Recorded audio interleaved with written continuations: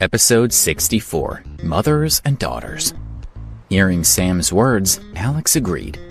Debbie's mother rarely came to New York, so she should have the best of everything. The next day at 5 p.m., a flight landed in New York.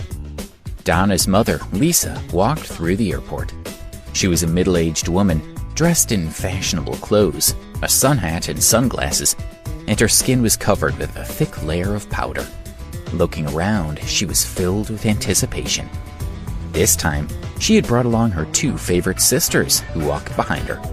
This was the first time they had flown into a bustling city like New York, and they were even more excited than Lisa.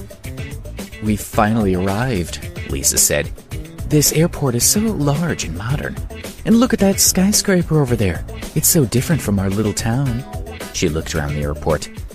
"You're right, it's beautiful," her sister Fiona said. "Lisa, if your daughter can find a local rich boy, then she won't ever have to leave here." "That's true," her sister Natalie agreed.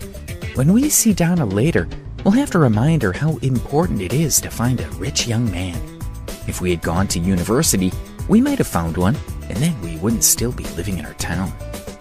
"We can't tell her who to marry, it's up to her," Lisa said, although she had already decided to remind Donna to find a rich boyfriend. They walked out of the airport building. "I'm a little hungry. What about you two?" Lisa said, patting her stomach. Her sisters were also hungry. They had left their town early in the morning and then rushed straight to the airport. They had only eaten a few snacks on the plane. "Come on, let's have something to eat. I have some homemade buns," said the woman who had been following them. She smiled and opened her backpack, preparing to take out the buns. This was Debbie's mother, Carla, who was wearing a green shirt, black shorts, and a pair of old tennis shoes. Although she wasn't dressed elegantly, she still looked neat. But working outdoors for so many years had darkened her skin slightly and caused shallow wrinkles to appear on her face. "Put your backpack away, aren't you embarrassed?" Lisa asked. The previous day, she had talked on the phone with her daughter, Donna, saying that she wanted to come to New York for a couple of days and wished to visit her. She hadn't expected Donna to ask her to bring Carla, whose daughter was also attending Preston University. She'd had no choice but to bring Carla along. Of course, she knew her daughter wasn't that kind, so she had no idea why Donna had wanted to help her friend's mother. "Quick, put it away," Fiona said to Carla with a frown. "Do you want people to know that you're just a simple country woman?" Carla closed her backpack and put it back on her shoulders. She was quite confused. Was it that embarrassing to eat buns? "If you don't want to embarrass us, then walk a bit further back," Natalie said, glaring at Carla. "If we walk with you, people might laugh at us." She turned to speak to Lisa. "Can't we just leave her behind? We already gave her the money to pay for the plane ticket. She's already taken advantage of your good nature." Lisa glanced contemptuously at Carla through her sunglasses and snorted. "I'm afraid not. No matter what, her daughter is still a friend of my daughter's. Let her tag along. We'll just ignore her once we get to where we're going." Lisa and her sisters walked on ahead, chatting together. Carla followed further back, walking by herself. "Lisa, are there really a lot of male escorts in New York?" Fiona asked. Lisa had plenty of money, and besides seeing her daughter, she had plans of her own this trip. Otherwise, she wouldn't have brought her two sisters with her. "Of course, lots. Haven't you seen pictures on the news? There are lots of women's clubs here. They're everywhere." Lisa tried to look knowledgeable, but she was only pretending to be cool in front of her sisters. Whether she could find such a club during this trip in New York would be a matter of luck. "Well, when you put it like that, I'm relieved," Fiona said happily. "Since I was young, I've dreamt of using my money to sleep with a male escort, and now I'm going to finally do it." "Stick with me," Lisa said confidently. "You might not get any sleep, but I promise you'll get into bed with a handsome young man."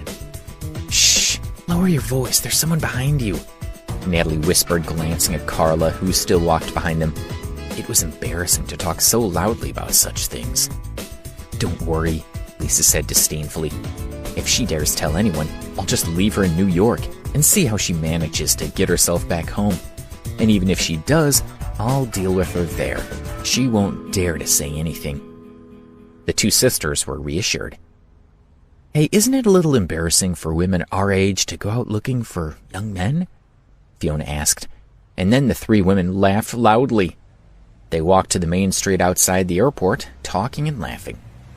They were puzzled when a BMW stopped in front of them. Then Donna, Debbie, Alex, and Darren got out of the car. "Donna, it's you." Lisa looked her daughter over carefully. They were about to greet each other properly, but they were interrupted by other voices. "Mom, you really came. I'm so glad to see you." Debbie held her mother's hand. "Me too," her mother answered. "It's been 2 years, and this is the first time I've come to visit you. I feel so guilty. My beautiful daughter, let me have a good look at you. You're looking well." Debbie and Carla spoke as if no one else was present. But then they noticed everyone staring at them, and immediately stopped talking. "Sorry for disturbing you," Lisa said awkwardly to Lisa. "Do you think this is all about your family?" Lisa glared at her. "Do you have to be so loud?" "Mom, let me introduce you to someone," Donna said, grinning as she pulled Darren next to her. "This is Darren, my boyfriend." "Oh." Lisa was stunned for a moment as she took a closer look at Darren. He was handsome and seemed to come from a good family. He made a good first impression. "Nice to meet you," Darren said, smiling. He looked over at the car.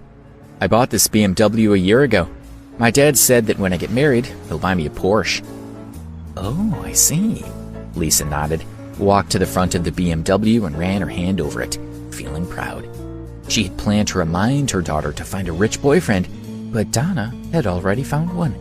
And even better, he was also young and fit, so he was worthy of being with Donna. "Who is this young man?"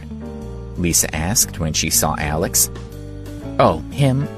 He's Debbie's boyfriend, Alex," Donna said before Alex could answer.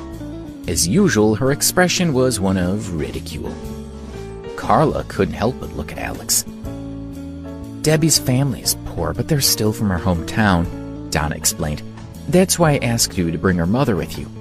Alex's situation is similar to Debbie's, and he doesn't have much money, so I asked Darren to bring them here." "Is that so?"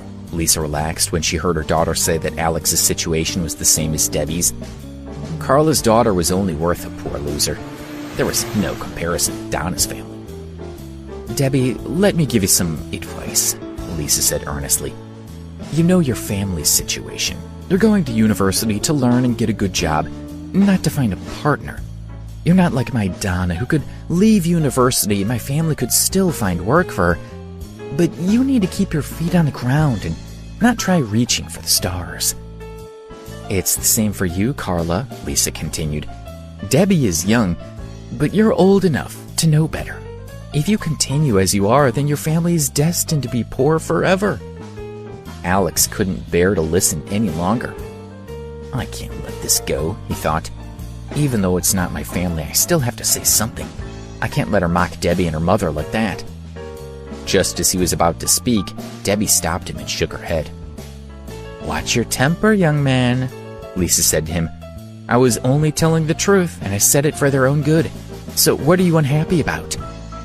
Lisa was rich in her town, and no one dared to talk back to her. Seeing that a loser like Alex intended to argue with her made her angry. "She's right," Fiona added. "Even if her words were a little harsh, she's older than you, so have some respect." She shook her head and muttered, "College students." "Debbie, keep an eye on your boyfriend," Natalie said, squinting at Alex, "and see what kind of man he is. If he doesn't learn to behave properly, then get yourself a new boyfriend." In the end, Carla apologized to Lisa. "Okay," Darren said to Lisa, "you must be hungry after your trip. I know a good restaurant with great food, so let's go and eat." "See? Darren is a polite young man looking after us," Lisa said. "He's much better than some people around here. Let's go, I'm really hungry." She got angrier the more she looked at Alex, so she ignored him and got into Darren's car. "Alex, you go with Debbie and her mom," Darren said. "I'll treat everyone to a meal, so you don't need to pay." He gave them an evil smile and added, "But my car is full, so I can't drive you there. Can you take a taxi? Do you have enough money? If you don't, I can give you some."